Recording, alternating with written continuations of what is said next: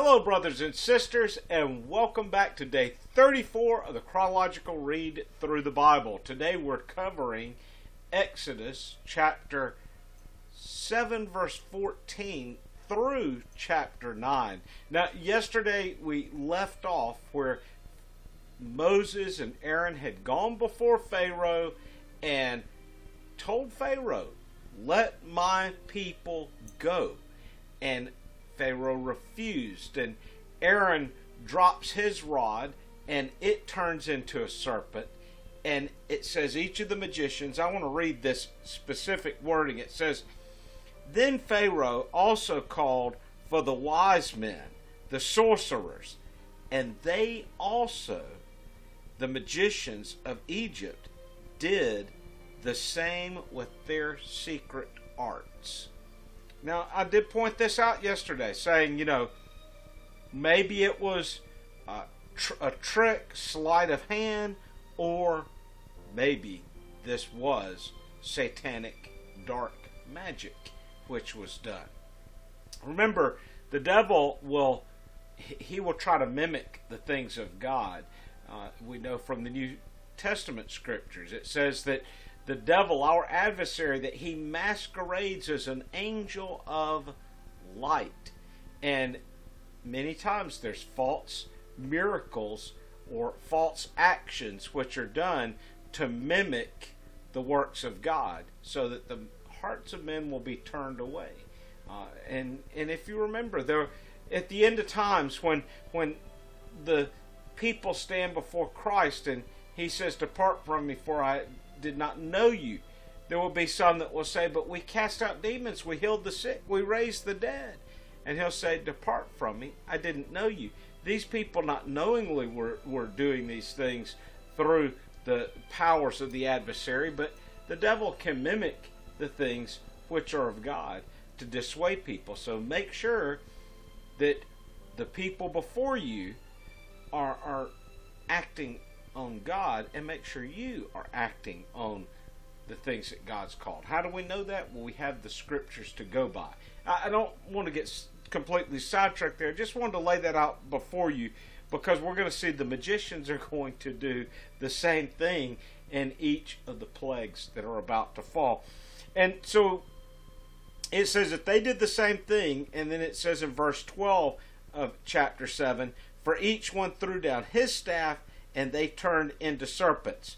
But Aaron's staff swallowed up their staffs. Yet Pharaoh's heart was hardened, and he did not listen to them as the Lord had said." And so now we start off today in verse 14. "Then the Lord said to Moses, Pharaoh's heart is stubborn. He refuses to let the people go."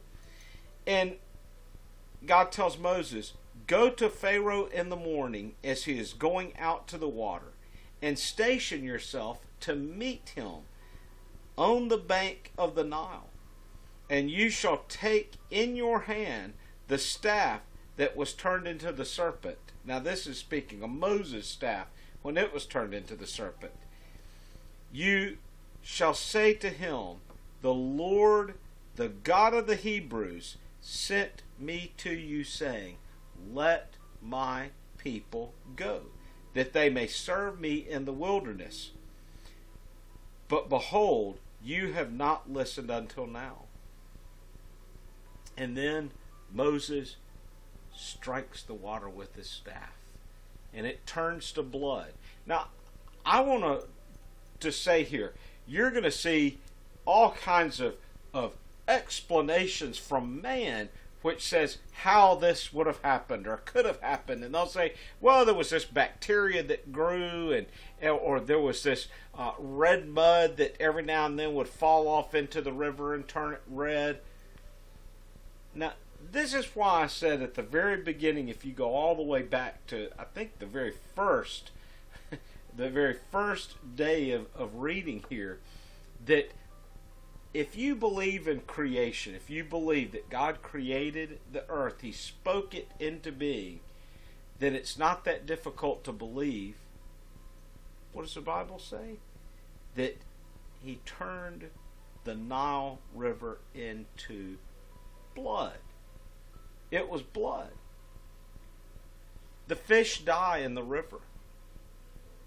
And the Nile River, it wasn't just, oh well, the water source has been attacked, and we even see unfold in this that it's like even the pitchers or basins of the water that people had in their homes turned into blood.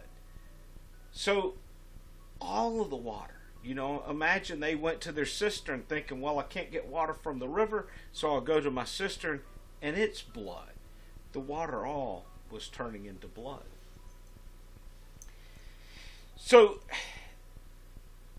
the magicians, they do the same thing. They take some water, and someone said, well, where did they get if all the water was turning into blood? It does speak of the people going along the banks of the Nile and digging it out and getting water that either was maybe seeping through or water that is just collected there, under the ground.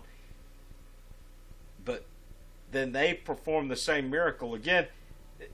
Why didn't they turn the water back into just water? Why did they not change the blood back into water? Well, they didn't have that power. And God's power is much greater than Satan's, much greater than the enemy's. So we then move forward. The plague is ceased. Pharaoh still continues to harden his heart. It's a direct attack on not just the river, but on one of the gods of Egypt.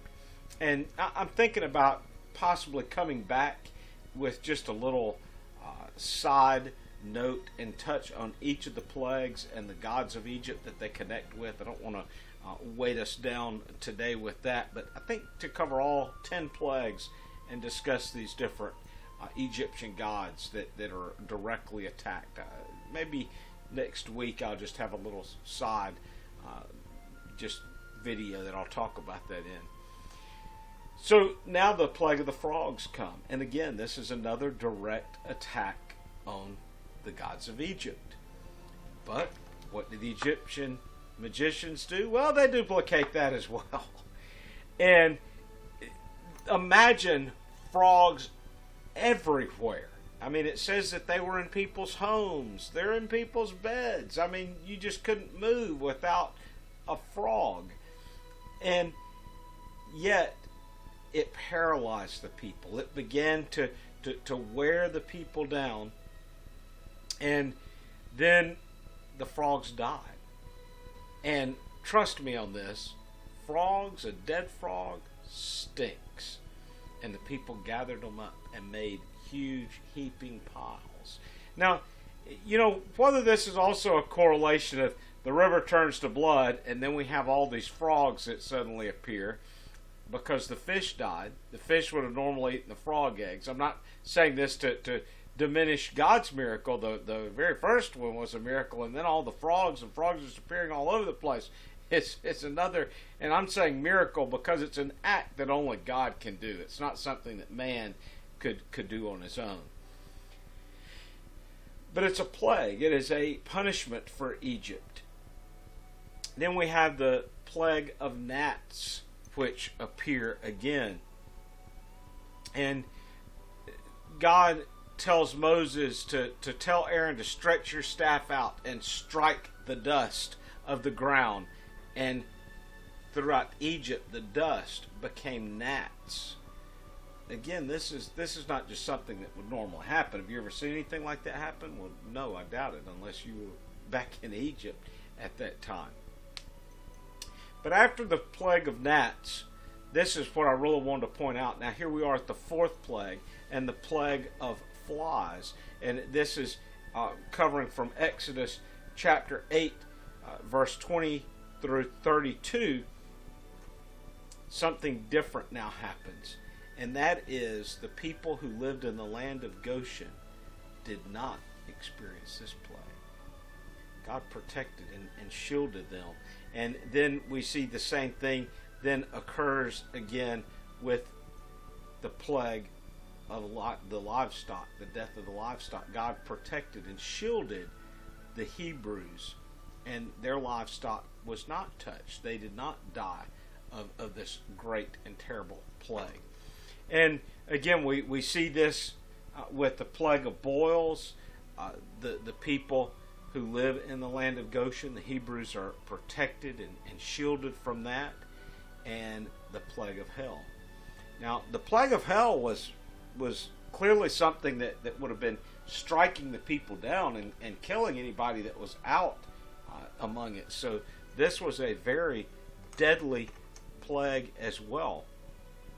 And it says, throughout Egypt, hell struck everything in the fields, both people and animals. It beat down everything growing in the field and stripped every tree.